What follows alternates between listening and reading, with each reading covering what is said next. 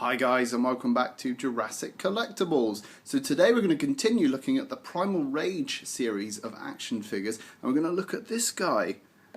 It's Diablo. Now Diablo is one of the Tyrannosaur-like creatures. Now if you're not aware of Primal Rage, it was an arcade fighting game, much like Street Fighter or Mortal Kombat, and came out in the sort of mid-90s, around the time that there was a big sort of surge of interest in dinosaurs due to Jurassic Park and other things.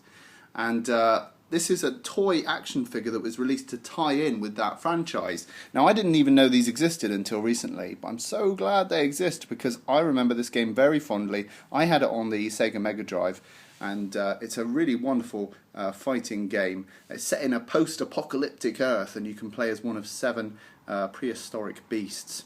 Now this one here, Sauron, is one of the Tyrannosaur-like characters. There was another one who was actually called Sauron, much like the bad guy in Lord of the Rings, and he was more of a sort of an orangey coloration, but this one, Diablo, is really catching in black and red. So starting off with the head, you can see we've got a very stylized Tyrannosaurus Rex. He's got a very striking colour scheme of red and black, and he looks very menacing. He actually, straight off the bat, reminds me of those old sort of stop-motion T-Rexes that we're used to seeing. And actually his jaw is hinged, the top part, so I'll show you his action feature. He has a gimmick in his mouth I'll show you in just a minute. And as you can see here, carrying on, you can see there's some really nice sculpted scales. The scales feel enlarged, which again ties in with this feeling of it being like a stop-motion puppet, so I'm very fond of that. Along the back you can see there's some nice sculpted ridges, very sort of reptile-like, a bit like an alligator. Very nice. And then as we go down the leg you can see there's really nice sculpted scales all the way down.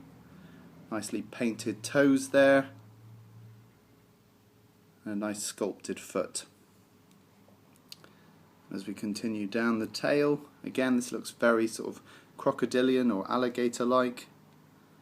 There's a nice artistic curl in the tail. So in terms of articulation, the jaw does open and close. We'll get more into that gimmick in just a minute. The arms do rotate. This arm here triggers the action feature, so I'll show you that in just a minute. The legs do pivot backwards and forwards, very nice. And as you can see, his pose is actually like this, so he's got quite a dynamic pose when stood up. And then the tail is also articulated, so you can turn his tail a full 360 and get him into some wacky tail poses.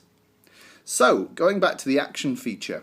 Now the arm is lifted up at the moment, but when you pull it down, his mouth opens and he fires a fireball. Now I think in the game this guy fired a fireball out of his mouth because he's sort of like a volcanic dinosaur.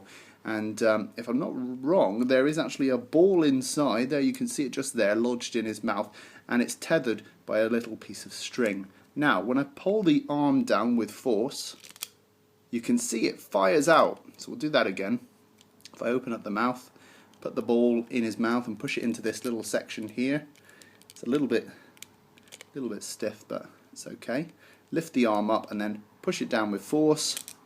You can see it fires out. Now you could, if you wanted to, remove this tether and it would fire out like a sort of a projectile, but I think they did that so that you didn't lose it because it's quite a small piece, and also children could probably choke on that, so they decided to go with the safety feature of adding this little piece of string. But all in all, what a lovely design, a really striking look for this character, and one that's very faithful to the character we see in the game. Okay, so size comparison time. Let's bring in Talon from the last review.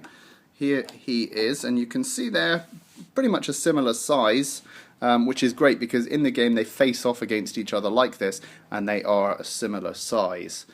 So that's pretty good. If I bring in the Papo Tyrannosaurus Rex as well, this has also been reviewed on the channel, so go and check this one out. You can see that he sort of just comes up just about underneath his, well, sort of equal to his chin. So still quite a sizable figure, and yeah, you can really see the stylization versus the Papo realistic T-Rex. But I'm really fond of this stylization, and I think it's really faithful to what we see in the game. Okay guys, so that's been the Primal Rage Diablo figure. Did you own this one in the 90s? Do you remember playing with this toy? Let me know in the comments below your thoughts, and don't forget to rate and subscribe as well. Okay guys, see you in the next video.